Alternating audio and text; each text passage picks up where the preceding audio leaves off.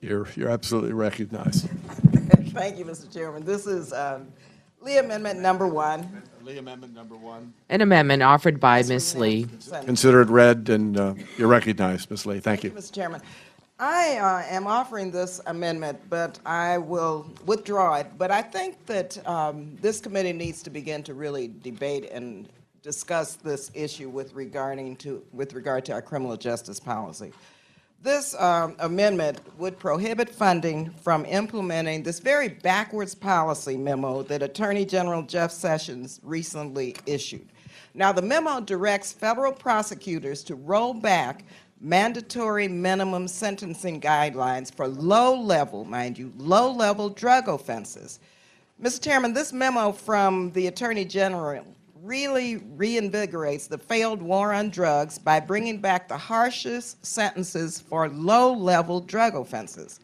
Numerous studies have shown that long incarceration rates have little or no impact on reducing crime.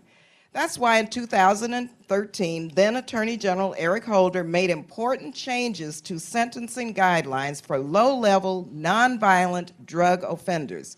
This guidance allows prosecutors and judges to retreat from strict mandatory minimum sentences ranging from 5 years to life in prison for low-level drug offenses. Since this reform, the percentage of defendants who faced a mandatory minimum plummeted, and the number of prosecutions of more serious crimes like those involving guns or cartel leaders, these sentences increased. The federal prison population also declined under this guideline, allowing the Justice Department to use resources more wisely.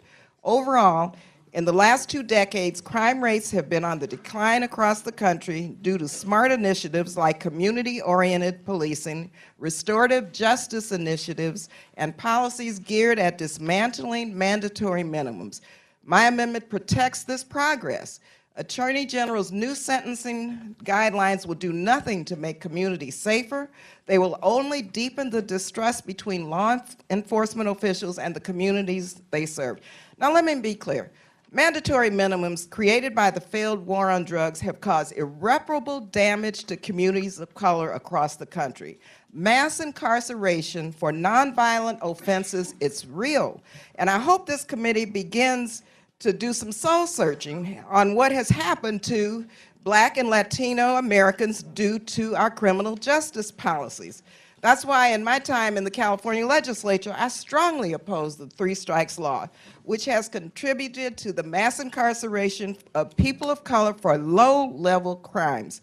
Sadly, we know that the prison population in our country is disproportionately Black because of the systemic racism that still plagues our country. Attorney General Sessions' new sentencing policies reverses the smart crime reform that began to address these terrible disparities. Studies have shown, for instance, that when prosecutors are deciding on what charges to file against suspects, they tend to select more severe charges for Blacks. That's a fact. Prosecutors also use prolonged sentences for repeat offenders against African Americans more than whites under similar circumstances, especially when it comes to low-level drug crimes. Further, Black men are imprisoned at 6 times the rate of white men for low-level drug offenses, even though they use drugs at the same rate. The Bureau of Justice Statistics estimates that Black men have 1 in 3 chance of going to federal or state prison in their lifetimes.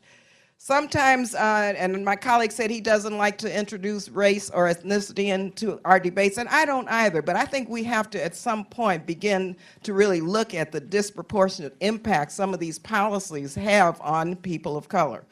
So not only would the new directive from the Attorney General be costly and not deter crime, it really would be discriminatory. It is discriminatory. I know that all of us want to treat everyone equally, Democrats and Republicans. This new policy of the Attorney General, though, I'm telling you, it really creates more disparities and more systemic racism. The war on drugs was misguided and unsuccessful and caused irreparable harm and damage to communities of color. And so I ask that I'm going to withdraw the amendment, but I hope that this committee begins to discuss it. Let's talk about these difficult problems that many of our communities, many of our families have faced historically, and begin to look at what we can do to unravel some of this. Thank you, Ms. Lee. Mr. Culbertson. Representative Lee, I want to thank you for withdrawing the amendment and recognize the problem you have identified. That's why our bill fully funds the drug courts, alternatives to help divert people, to make sure they help them kick the habit. We focus on opioid addiction in a comprehensive way, and look forward to working with you as we go forward into conference. And I thank you for withdrawing the amendment. Mr. Serrano. Thank you, Mr. Culbertson. Thank you. I rise in full support of the Lee amendment. Even though she's withdrawing it, our federal drug sentencing laws are acknowledged to be overly punitive and unjust. Groups on both sides of the political spectrum, ranging from the ACLU to FreedomWorks, believe that our current sentencing laws are too harsh. Unfortunately, the current Attorney General disagrees with the vast majority of people on this issue. He stands virtually alone in this, but as Attorney General, he has the power to undo years of progress, as he did just 2 months ago, by requiring federal prosecutors to seek the mandatory minimum in all drug crimes. This undoes an Obama administration policy which helped reduce sentences for low-level, nonviolent drug offenders.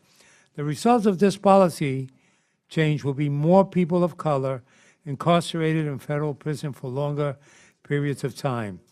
This change will harm my constituents and many of your constituents as well.